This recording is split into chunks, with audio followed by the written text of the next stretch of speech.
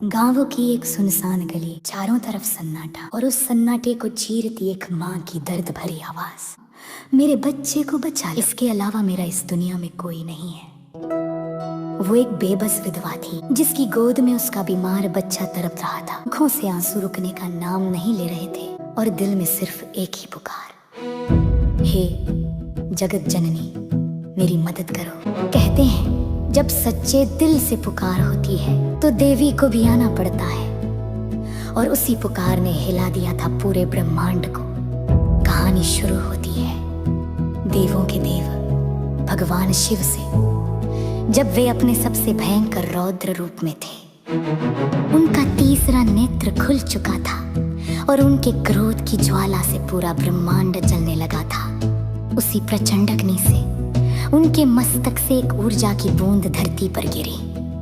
वो कोई साधारण बूंद नहीं थी, वो था शिव का पसीना, जिसमें समाई थी अपार गर्मी और विनाश की शक्ति। धरती पर गिरते ही उससे जन्म हुआ एक भयानक राक्षस का, जोरासुर, जिसके अंदर भरी थी हर बीमारी, हर बुखार। उसकी एक सांस से फैलती थी महामारी, चेचक तेज बुखार। हर गांव, हर घर मासूम बच्चे दर्द से करा रहे थे। धरती सच में जल रही थी, देवता भी असहाय हो गए।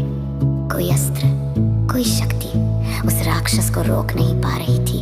एक माँ की पुकार, उसके आंसुओं की तपिश सीधे पहुंची जगत जननी के हृदय तक, और फिर प्रकट हुई माँ शीतला, लेकिन किसी भयंकर रूप में नहीं, बल्कि सबसे शांत, सबसे शीतल, ममता से भरा रूप लेकर माँ शीतला एक साधारण से गधे पर सवार होकर आई। उनके एक हाथ में था ठंडे जल से भरा स्वर्ण कलश, और दूसरे हाथ में नीम के पवित्र पत्ते।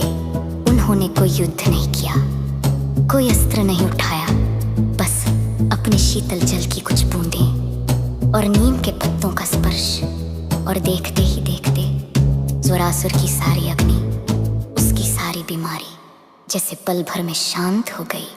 वो राक्षस जो पूरे ब्रह्मांड को जला सकता था, माँ की ममता और शीतलता के आगे झुक गया। रोते हुए वो उनके चरणों में गिर पड़ा, पूरे संसार को बचा लिया। और जगत जननी ने सिखाया कि सबसे बड़ी शक्ति ना तो क्रोध है, ना युद्ध,